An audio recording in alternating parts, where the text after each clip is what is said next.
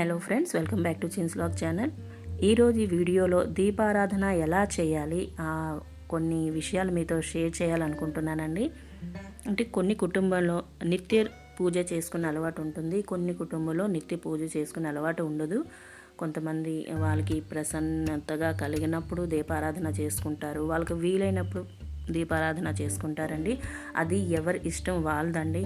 అంటే నిత్య పూజారాధన చేసుకున్న వాళ్ళకి బాగా జరుగుతుంది, అప్పుడప్పుడు దీపం పెట్టుకున్న వాళ్ళకి బాగా జరగదు. అలాంటిది ఏమీ ఉండదండి. దీపారాధన చేయడం వల్ల మంచి పాజిటివ్ ఎనర్జీ అయితే వస్తుందండి. దీపారాధన చేసుకుంటే చాలా మంచిది. అంటే మీరు మెడిటేషన్ చేయడానికి కూర్చుంటారా అండి? ఒక 5 మినిట్స్ కూర్చోరు కదా. అదే మీరు భగవంతుడి ముందు దీపారాధన చేసుకుని 5 మినిట్స్ కూర్చోండి, భగవంతుడి ధ్యానం చేయండి. మీ మైండ్ కూడా చాలా ప్రశాంతత కలుగుతుంది, మంచి మెడిటేషన్ కూడా అవుతుంది. మీరు రోజంతా మంచి యాక్టివ్గా కూడా ఉంటారు. సో దీపం అనేది భగవంతుడి జ్యోతి స్వరూపం. సో అలాంటి దీపాన్ని మనం వెలిగించేటప్పుడు కొన్ని నియమాలు పాటించాలి.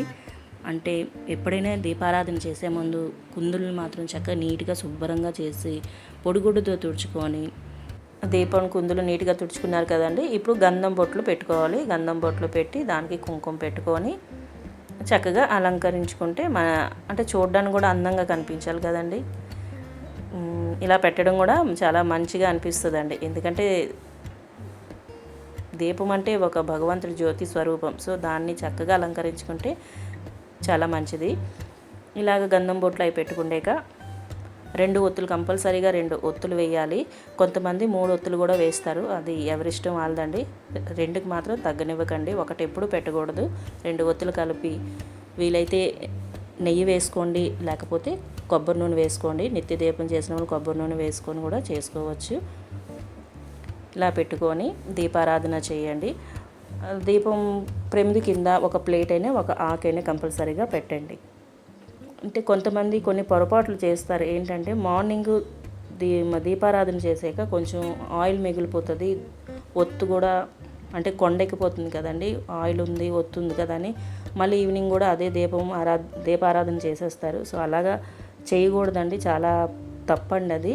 మళ్ళీ మీరు యథావిధిగా ప్రమిదల్ని శుభ్రంగా నీట్గా కడిగి మళ్ళీ బొట్లు పెట్టి దీపారాధన చేసుకోండి. అలా చేస్తే చాలా మంచిది. ఎప్పుడు కూడా యూస్ చేసిన దీపాన్ని మాత్రం వెలిగించకండి. మీకు వీలవకపోతే దీపారాధన చేయకపోయినా పర్వాలేదు, భగవంతుడు మిమ్మల్ని ఏమీ అడగరు, ఏమీ ప్రాబ్లం ఉండదండి. ఎప్పుడు దీపారాధన చేసినా శుభ్రంగా చేయండి. దీపం పెట్టాక కొన్ని అక్షింతాలు, ఒక పుష్పం పెట్టుకొని చక్కగా దీపారాధన చేసుకోండి.